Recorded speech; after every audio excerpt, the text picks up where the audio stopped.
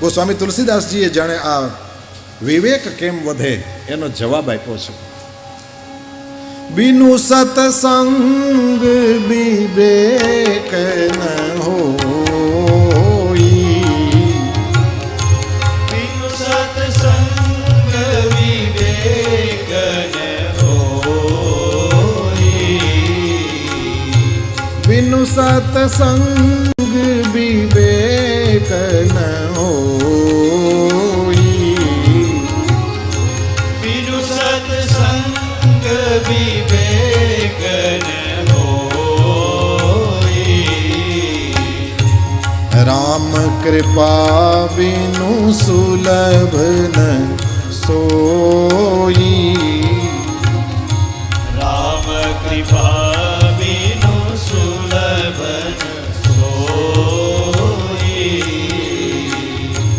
રામ કૃપા બિनु સુલભ ન સોઈ,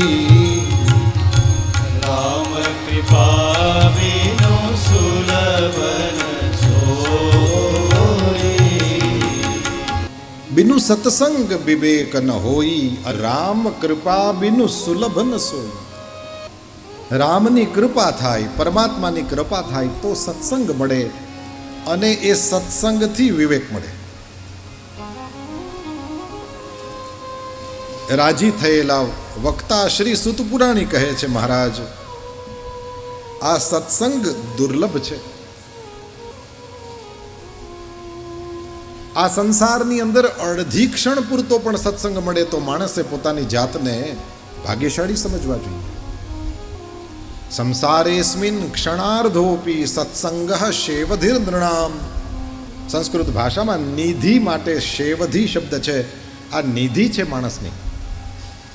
આપણા માટે સંતોના આશીર્વાદ જ નિધિ છે. નિધિનો અર્થ આપણે ત્યાં તો અષ્ટસિદ્ધિ નવનિધિ એ મોટે ભાગે ધનવાચક શબ્દ છે, પરંતુ સંતનો આશીર્વાદ એનાથી મોટી નિધિ છે. આ સત્સંગની પ્રાપ્તિ થવી એ આપણા માટે થઈને નિધિ છે. કેટલી મોટી અદ્ભુત વસ્તુ. મતલબ ધનનું જે રીતે રક્ષણ, ધનનો જે રીતે સદવ્યય, ધનના ઉપયોગ દ્વારા, સદુપયોગ દ્વારા જેમ આપણે આપણા ચિત્તની પ્રસન્નતા અને આહલાદકતા પ્રાપ્ત કરવાની કોશિશ કરીએ, એ વસ્તુ સત્સંગથી કરે માણસ. સત્સંગની પ્રાપ્તિ થવી તે જાણે નિધિની જ પ્રાપ્તિ થવી છે. કારણ કે રામની કૃપાથી મોટી નિધિ દુનિયામાં કઈ છે?